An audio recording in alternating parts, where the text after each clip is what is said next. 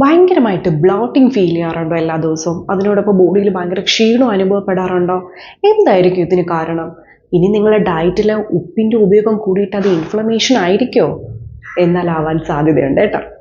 എല്ലാവർക്കും നമസ്കാരം. ഞാൻ ഡയറ്റീഷ്യൻ ആര്യ. നമ്മുടെ WHO പ്രകാരം പറയുന്നത് 5 ഗ്രാമിൽ താഴെ മതി നമുക്ക് ഉപ്പ് എന്നാണ് ഒരു ദിവസത്തേക്ക്. പക്ഷെ നമ്മുടെ ഇന്ത്യൻസിലെ പലരും എടുക്കുന്നത് അതിൻ്റെ ഡബിളാണ് കേട്ടോ ഒരു ദിവസം. ഈ ഉപ്പ് നമ്മളുടെ ഡയറ്റിൽ കൂടിയാൽ എന്താ ഉണ്ടാവുക? ഒന്ന്, നമുക്ക് BP ഭയങ്കരമായിട്ട് കൂടാൻ ചാൻസസ് ഉണ്ട്. രണ്ടെന്ന് പറയുന്നത് നമ്മുടെ ബോഡിയിൽ വാട്ടർ റിട്ടൻഷൻ ഉണ്ടാവും. അതുമൂലം നമുക്ക് ഇൻഫ്ലമേഷനും കൂടും. ഇത് കിഡ്നി ഭയങ്കര സ്ട്രെസ് ആവാനുള്ള ഒരു സാഹചര്യം ഒഴിവാക്കുകയും ക്രോണിക് ആയിട്ടുള്ള ഒരു ഡിസീസ് കണ്ടീഷനിലോട്ട് പോകാനും ചാൻസസ് കൂടുതലാണ്. ഇതെങ്ങനെ നമുക്ക് ഡയറ്റ് വഴി ശരിയാക്കാമെന്ന് നോക്കിയാലോ?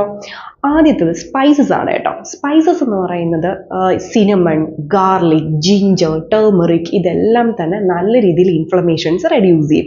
നമുക്കിതൊക്കെ ഇട്ടിട്ട് 1-2 ഗ്ലാസ് വെള്ളമൊക്കെ കുടിക്കുക കേട്ടോ, തിളപ്പിച്ചിട്ട്. ഇല്ലെങ്കിൽ നമുക്ക് നോർമൽ ഡയറ്റിൽ തന്നെ ഇത് ഇൻക്ലൂഡ് ചെയ്താലും ഭയങ്കര നല്ലതാണ്. നെക്സ്റ്റ് എന്ന് പറയുന്നത് ഫ്രൂട്ട്സ്. ഫ്രൂട്ട്സിൽ എന്തൊക്കെ നമുക്ക് ഇൻക്ലൂഡ് ചെയ്യാമെന്ന് ചോദിച്ചാൽ, മാതളങ്ങ വളരെ നല്ല ഒരു ഓപ്ഷനാണ്. അതുപോലെ പപ്പായ വളരെ നല്ലൊരു ഓപ്ഷനാണ്. സോ ബാക്കി ഫ്രൂട്ടിൽ എടുക്കേണ്ടെന്നല്ല, ഇത് കുറച്ചുകൂടെ ഇൻഫ്ലമേഷൻസ് കുറയ്ക്കാനായിട്ട് നമ്മളെ ഹെൽപ്പ് ചെയ്യും. അതുപോലെ ലീഫ്ലി വെജിറ്റബിൾസ്, സ്പിനാച്ച് ഒക്കെ നല്ല രീതിയിൽ നമുക്ക് ഇൻഫ്ലമേഷൻസ് കുറയ്ക്കാനായിട്ട് ഹെൽപ്പ് ചെയ്യും. ഇനി ഹെൽത്തി ഫാറ്റ് എന്തൊക്കെയാണ് നോക്കിയാലോ? ഹെൽത്തി ഫാറ്റ് എന്ന് പറയുന്നത് നമുക്ക് ഗീ അല്പം മോഡറേറ്റ് എമൗണ്ടിൽ കഴിക്കുന്നത് വലിയ കുഴപ്പമില്ല കേട്ടോ. വെയിറ്റ് ലോസും കൂടെ നോക്കുന്നവരൊന്നും എടുക്കരുത്, എങ്കിൽ അത് ഒഴിവാക്കാം. ഇല്ലെങ്കിൽ പീനട്ടും നമുക്ക് ഇൻഫ്ലമേഷൻ കുറയ്ക്കാൻ പറ്റുന്ന നല്ല ഒരു ഹെൽത്തി ഫാറ്റ് തന്നെയാണ്. പിന്നെ ഹോൾ ഗ്രെയിൻസ് നമുക്ക് യൂസ് ചെയ്യാം. ഹോൾ ഗ്രെയിൻസ് എന്ന് പറയുന്നത് മില്ലറ്റ്സും ബ്രൗൺ റൈസും ഇതെല്ലാം തന്നെ നമുക്ക് ബാക്കി വൈറ്റ് റൈസിനെയൊക്കെ അപേക്ഷിച്ച് നമുക്ക് കുറച്ചുകൂടെ റെക്കമെൻഡ് ചെയ്യാൻ പറ്റുന്നതാണ്. ഇനി എന്തൊക്കെ നമ്മൾ പൂർണ്ണമായിട്ടും അല്ലെങ്കിൽ കുറച്ച് നാളത്തേക്ക് കംപ്ലീറ്റ് ആയിട്ട് നമ്മൾ ഒഴിവാക്കേണ്ട ഐറ്റംസ് എന്തൊക്കെയാണെന്ന് ചോദിച്ചാൽ, ഒന്നാമത്തെ പപ്പടമൊക്കെ എടുത്തു പറയാൻ കാരണം നമ്മുടെ കേരള ഭക്ഷണത്തിലുള്ള ഒരു ഇമ്പോർട്ടൻറ്റ് ഫാക്ടറാണല്ലോ പപ്പടം. ചിലർ റെഗുലറായിട്ട് കഴിക്കുന്നവരുണ്ട് കേട്ടോ. സോ അതൊരു ഫാക്ടറാണ്. 2, അച്ചാർ, പിക്കിൾ. അതും പിക്കിളില്ലാതെ ഉച്ചയ്ക്ക് ഭക്ഷണം കഴിക്കാത്ത ഒരുപാട് പേരെ എനിക്കറിയാം കേട്ടോ. സോ പിക്കിളും അതിലും സോൾട്ട് ഓവർലോഡാണ്, മനസ്സിലാക്കാം. നെക്സ്റ്റ്, ഈ മിക്സർ പോലെ സോൾട്ട്, ലേസ് ഒക്കെ പോലത്തെ സോൾട്ട് ഇങ്ങനെ ഫ്രൈ ചെയ്ത് വരുന്ന സോൾട്ടും കൂടെ ആയിട്ട് ഭയങ്കരമായിട്ട് വരുന്നില്ലേ? സോ ഇത് കംപ്ലീറ്റ് ആയിട്ട് ഒഴിവാക്കുക തന്നെ വേണം. പിന്നെ ഡ്രൈ ഫിഷ് ഒരുപാട് ഉപയോഗിക്കുന്നവർ, അടുപ്പിച്ചടുപ്പിച്ച് വീക്കിൽ ഒരുപാട് എടുക്കുന്നവരും ഒന്ന് എന്ത് ചെയ്യുക, കുറയ്ക്കുക. അതുപോലെ ബീഫ് അച്ചാർ ഇങ്ങനെയൊക്കെ പറഞ്ഞിട്ട് ഭയങ്കരമായിട്ട് ഉപ്പിട്ടിട്ട് എടുക്കുന്നില്ലേ? സോ അതൊന്നും ആരും പെട്ടെന്ന് ശ്രദ്ധിക്കാത്തൊരു പാർട്ടാണ് കേട്ടോ. ബാക്കിയെല്ലാം നമുക്ക് ഉപ്പുണ്ടെന്ന് അറിയാം, പക്ഷെ ഇതൊക്കെ നമ്മുടെ ഡൈനിങ് ഏരിയയിൽ ഉള്ളതാണ്, പക്ഷെ നമ്മൾ പെട്ടെന്ന് മൈൻഡ് ചെയ്യാറില്ല.